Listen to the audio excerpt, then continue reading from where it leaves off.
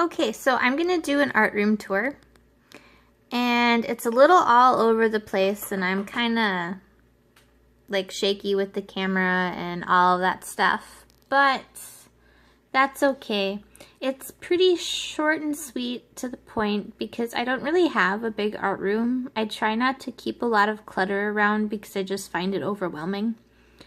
So there's not a whole lot to look at, but maybe you'll find it interesting. I am thinking of doing an art room tour. So this is just an overview of my workspace and then going across to the other side of the room. I have some more art stuff over there, and I think we'll start over here. This is my betta fish, or at least one of them. The other one's in the basement. He just got moved up here, so he's still adapting to his new home. The graphite drawing I was working on, now I'm taking a break on it. And then this is just kind of a bunch of random stuff, wax paper. And then I had wrist surgery over the summer, so this is the stuff that like the therapy people gave me, that it doesn't have a home anywhere. So it's here for now. And I have some Funko Pops. My fiance's bought me quite a few of them, and then I've bought a few myself. He collects them though, so yeah, there's kind of an endless supply of them around. And then they're on top of this Sterilite drawer container thing. And basically in here is a lot of scrapbooking stuff. Like I have a camera and some cheaper color pencils, different scissors, my circle stencil, X-Acto knife, ruler,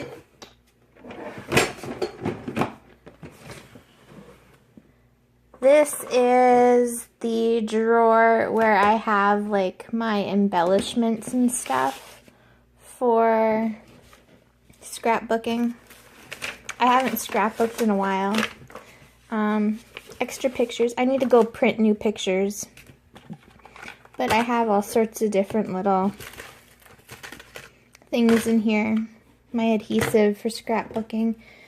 This is not colored pencils, but it's more scrapbooking stuff in there.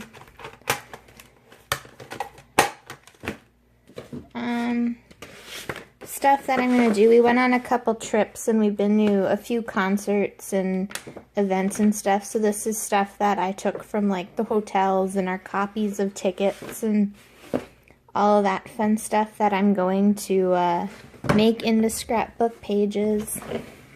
This is all the paper down here. I have a little photo box, and I believe this has the stickers in it. There's all sorts of stickers in there. I find the photo box works really well for that.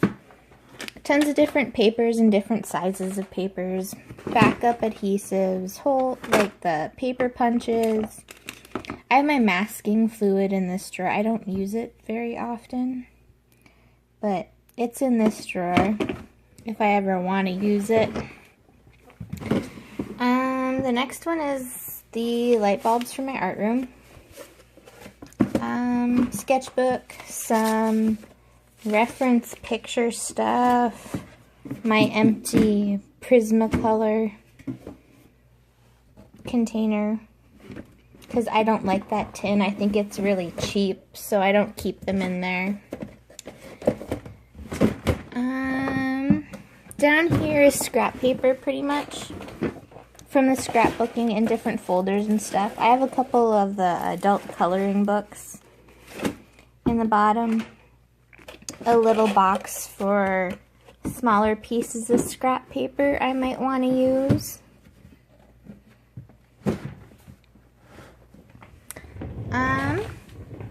School stuff and a rag for artwork.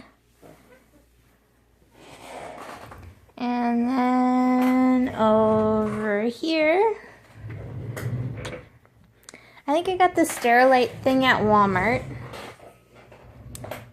This is from Michaels, and I got it when it was like 60% off or something because they're ridiculously expensive otherwise.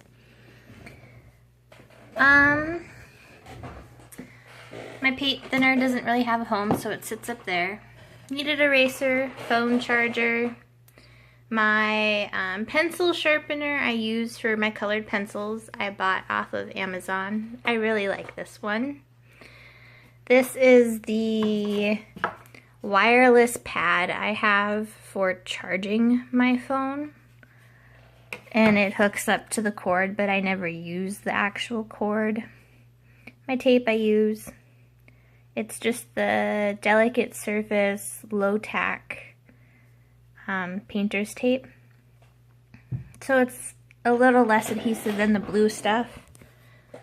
I needed erasers hanging out up there. This is a pastel box, and it pretty much just houses my Prismacolors and graphites and blending tools, that kind of stuff.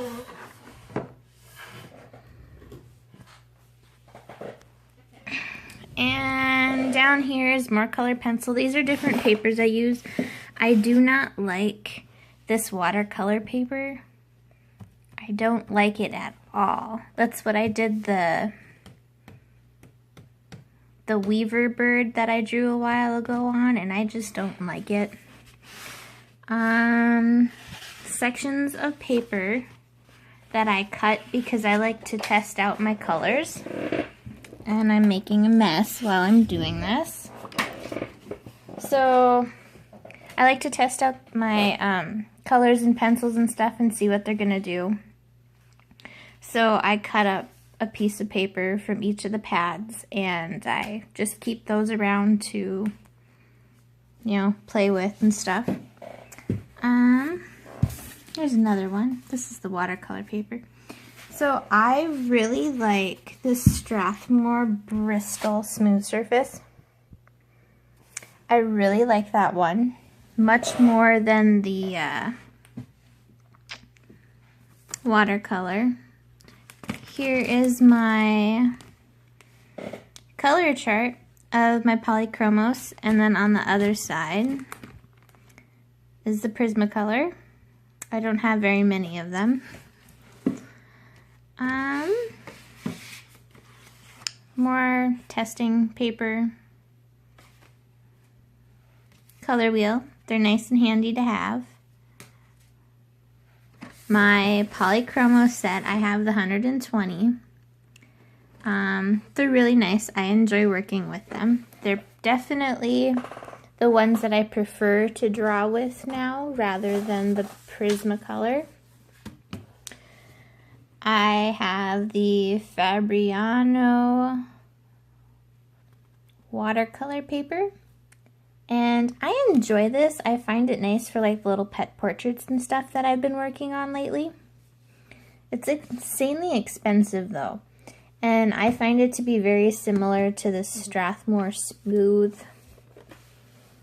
paper that I have in the bigger pad down here. I have a bowl back there and some Liquitex Basics white. And basically I've started to use the white really watered down as like a highlight when I do color pencil stuff. And I'm really enjoying how that looks, so I think I'm gonna keep doing it. I have finished art in that third drawer.